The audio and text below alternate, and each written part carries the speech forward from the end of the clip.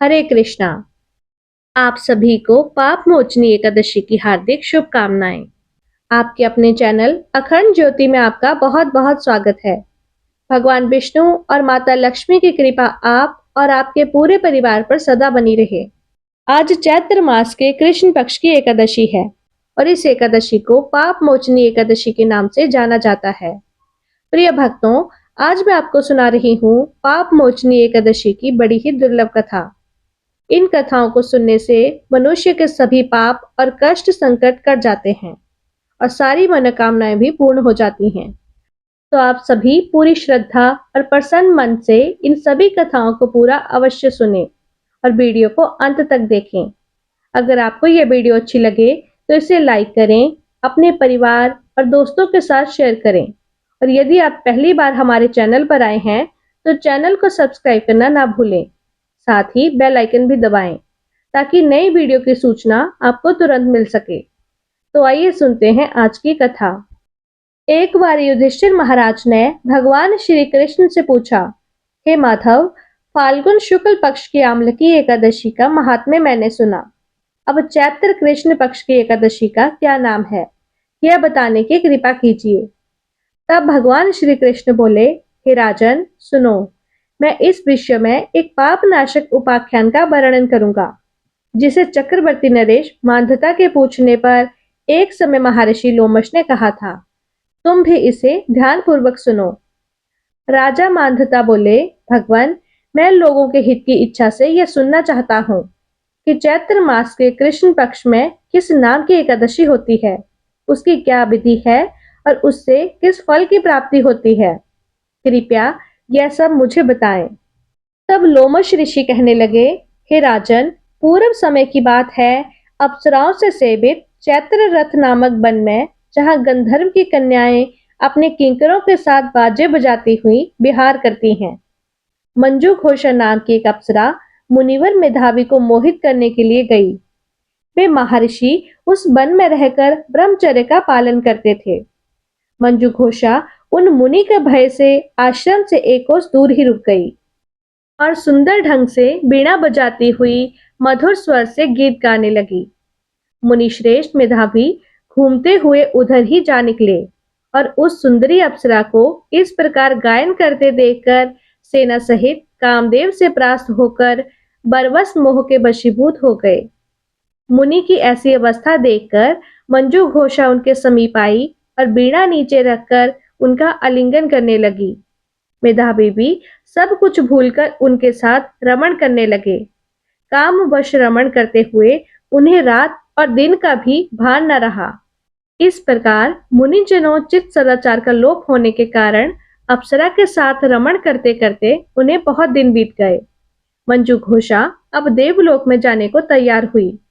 जाते समय उसने मुनि श्रेष्ठ मेधावी से कहा, हे ब्राह्मण, अब मुझे अपने देश जाने की आज्ञा दीजिए। मेधावी बोले, देवी, जब तक सवेरे की संध्या न हो जाए तब तक तुम मेरे पास ही ठहर जाओ। अप्सरा कहने लगी, ब्राह्मण, अब तक ना जाने कितनी संध्या चली गई। आप मुझ पर कृपा करके जरा बीते हुए समय का विचार तो कीजिए। तब लोमश आगे कहते हैं, राजन, अप्सरा की बात सुनकर मेधावी के नेत्र आश्चर्यचकित हो गए। उस समय उन्होंने जब बीते हुए समय का हिसाब लगाया तब उन्हें पता चला कि उस अप्सरा के साथ रहते हुए तो उन्हें 57 वर्ष बीत चुके हैं। उसे अपनी तपस्या का विनाश करने वाली जानकर मुनि को उस अप्सरा पर बहुत क्रोध आया। फिर उन्होंने उसे श्राप देते हुए कहा, पापिनी, तू पिशाचनी हो जा। मुनि के शाप से दग्ध होकर वह विनय से नतमस्तक होकर हाथ जोड़कर बोली, हे विप्रवर, मेरे शाप का उद्धार कीजिए। 7 वाक्य बोलने या 7 कदम तक साथ चलने मात्र से ही सत्पुरुषों के साथ मैत्री हो जाती है। हे ब्राह्मण, मैंने तो आपके साथ अनेकों वर्ष बिताए हैं, इसलिए हे स्वामिन, मुझ पर आप कृपा कीजिए। तब मुनि बोले, भद्रे, मेरी बात सुनो, ये शाप से उद्धार करने वाली है। क्या करूं?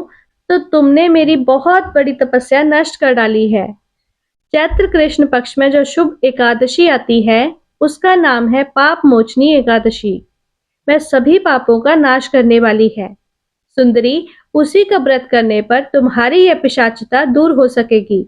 ऐसा कहकर मेधावी मुनि अपने पिता मुनिवर च्यवन के आश्रम पर गए और उनसे सारा वृतांत कह सुनाया। उन्हें आया देखकर च्यवन मुनि ने उनसे पूछा, बेटा, यह तुमने क्या किया? तुमने तो अपने समस्त पुण्य का नाश कर डाला। मेधावी बोले, पिताजी, मैंने अप्सरा के साथ रमण करने का पातक किया है। अब कृपा करके कोई ऐसा प्रायश्चित बताइए जिससे इस पाप का नाश हो सके। तब च्यवन मुनि ने कहा, पुत्र, चैत्र कृष्ण पक्ष में जो पाप मोचनी एकादशी होती है, उसका व्रत करने पर पाप राशि का विनाश हो जाएगा। पिता का यह कथन सुनकर फिर मेधावी मुनि उस व्रत का अनुष्ठान करने लगे, जिससे उनका समस्त पाप नष्ट हो गया और वे पुण्य तपस्या से परिपूर्ण हो गए। इसी प्रकार मंजू घोषा ने भी इस उत्तम व्रत का पालन किया। पाप मोचनी का व्रत करने के कारण वह पिशाच योनि से मुक्त हो गई और दिव्य रूप धारण करके श्रेष्ठ अप्सरा होकर स्वर्ग लोक को चली गई। तब लोमश ऋषि ने राजा मांधाता से कहा, राजन, जो श्रेष्ठ मनुष्य पाप मोचनी एकादशी का व्रत करते हैं, उनका सारा पाप नष्ट हो जाता है। इसको पढ़ने और सुनने से सहस्त्र गौदान का फल मिलता है। ब्रह्म हत्या, स्वर्ण की चोरी, सुरापान और गुरु पत्नी गमन करने वाले महापातकी भी इस व्रत को करने मात्र से पाप मुक्त हो जाती हैं। यह व्रत बहुत ही पुण्यकारी है। इस प्रकार धर्मराज युधिष्ठिर को पाप मोचनी एकादशी व्रत का महात्म्य सुनाकर भगवान श्री कृष्ण मौन हो गए। तब धर्मराज ने भी भगवान के बताए विधान अनुसार इस व्रत का पालन किया। बोलिए श्री लक्ष्मी नारायण भगवान की जय। श्री तुलसी माता की जय। अब आपको सभी की मनोकामना को पूर्ण करने वाली दूसरी कथा को भी सुनाते हैं। एक बार देवर्षि नारद वैकुंठ लोक को गए। वहां उन्होंने भगवान श्री लक्ष्मी नारायण जी को प्रणाम किया। फिर नारद जी ने श्री हरि से कहा, प्रभु, अब धरती पर आपका प्रभाव कम हो रहा है। धर्म पर चलने वालों को कोई अच्छा फल नहीं मिल रहा। जो पाप कर रहे हैं उनका भला हो रहा है।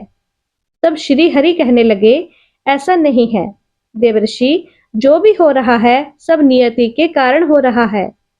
श्री हरि की बात को सुनकर नारद जी बोले, प्रभु, मैं तो देखकर आ रहा हूँ कि पापियों को तो अच्छा फल मिल रहा है, लेकिन भला करने वाले और धर्म के रास्ते पर चलने वाले लोगों को बुरा फल मिल रहा है। उन्हें दुख भोगने पड़ रहे हैं। भगवान ने कहा, देवर्षि, कोई ऐसी घटना बताओ जिससे तुम्हें यह लग रहा हो। नारद जी कहने लगे, प्रभु, अभी अभी मैं एक जंगल से आ रहा हूँ। वहां पर एक गाय दलदल में फंसी हुई थी। कोई भी उसे बचाने वाला नहीं था। थोड़ी ही देर बाद मैंने देखा कि एक चोर उधर से गुजरा। दलदल में फंसी हुई गाय को देखकर मैं रुका तक नहीं, बल्कि उस गाय पर पैर रखकर मैं दलदल से भरा हुआ गड्ढा लांघकर आगे निकल गया। आगे गया तो उस चोर को सोने की मोहरों से भरी हुई एक थैली मिली। थोड़ी ही देर बाद वहां पर एक साधु महाराज आए। उन्होंने उस गाय को दलदल में फंसा देखा तो गाय को बाहर निकालने की पूरी कोशिश की और पूरी ताकत लगाकर आखिरकार उस गाय को निकाल लिया। गाय को बाहर निकालने के प्रयास में वह साधु महाराज खुद दलदल में लतपत हो गए। जब वह साधु महाराज आगे बढ़े तो एक गड्ढे में फिर गिर गए और उन्हें चोट लग गई। प्रभु, आप ही बताइए, ये कौन सा न्याय है? नारद जी की पूरी बात सुन लेने के बाद श्री हरि बोले, देवर्षि, यह सही ही हुआ। जो चोर गाय पर पैर रखकर भाग गया था, उसकी किस्मत में तो एक खजाना था, लेकिन उसके इस पाप के कारण उसे केवल कुछ मोहरे ही मिल पाई। वहीं उन साधु महाराज को गड्ढे में इसलिए गिरना पड़ा क्योंकि उनके भाग्य में उस समय मृत्यु लिखी हुई थी। लेकिन एक गाय को बचाने के कारण, दलदल से बाहर निकालने के कारण उनके पुण्य इतने अधिक बढ़ गए कि उनकी मृत्यु बस एक छोटी सी चोट में बदल गई। इंसान के कर्म से ही उसका भाग्य तय होता है। इसलिए देवर्षि नारद, अच्छे कर्म करना कभी भी नहीं छोड़ना चाहिए। श्री हरि की बात सुनकर देवर्षि नारद मुस्कुराते हुए और प्रभु को प्रणाम करते हुए नारायण नारायण कहकर प्रभु की रचाई हुई सृष्टि की अन्य लीलाएं देखने के लिए चल पड़े। प्रेम से बोलिए श्री लक्ष्मी नारायण भगवान की जय। अब सुनिए एकादशी माता की कथा। इस कथा को सुनने से ही एकादशी का व्रत पूरा माना जाता है। प्रिय भक्तों, एक बार एक बूढ़ी माँ ने एकादशी का उपवास रखा। बड़े ही भक्ति भाव से वे एकादशी की पूजा किया करती थी। वे बूढ़ी हो चुकी थी। उन्हें वृद्धावस्था में भी ऐसी कोई वस्तु नहीं चाहिए थी जो वे एकादशी का उपवास रखती, क्योंकि एकादशी का उपवास रखने से तो श्री हरि की कृपा से सब कुछ मिल जाता है। वो बूढ़ी माँ अपने बच्चों के लिए, अपने परिवार की सुख सुविधा के लिए इतना कठिन व्रत रखती थी। वे दिन भर तो बड़ा कठिन मन करके और अपनी प्यास को किसी तरह से रोके रही, क्योंकि एकादशी के व्रत में वो जल की एक बूंद भी ग्रहण नहीं करती थी। द्वादशी को ही जल पीकर वे अपने व्रत का पारण किया करती थी। दिन भर उन्होंने किसी प्रकार अपने मन को संयमित रखा, पूजा पाठ की, व्रत की कथा पढ़ी और फिर पंडित जी को मिट्टी के एक पात्र में भरकर पानी और मौसमी फल दान में दिए। टोना भरकर शक्कर भी वितरित की। उन्हें गर्मी के कारण बड़ी बेचैनी हो रही थी। एक तो निराहार और निर्जल रहकर उपवास रखा था और ऊपर से प्यास भी अधिक सता रही थी। इस कारण उन्होंने सोचा कि चलो मैं पानी में बैठूं, शायद थोड़ी शांति मिले। यह सोचकर वे पानी में बैठी रही। पानी में बार बार कुल्ला करती रही और हाथ मुंह धोती रही। तब कहीं जाकर उन्हें थोड़ा चैन मिला। एक तो धूप तेज की पड़ रही थी, इस कारण बार बार बूढ़ी माँ का मुंह सूखा जा रहा था। बूढ़ी माँ बड़ी बेचैन हो रही थी। एक तो बुढ़ापा, दूसरा ये भयंकर गर्मी। बुढ़ापे की तो स्थिति ही कुछ ऐसी होती है, बड़ी मुश्किल से धीरज बना पाता है। अब किसी प्रकार रो धोकर दिन तो कट गया।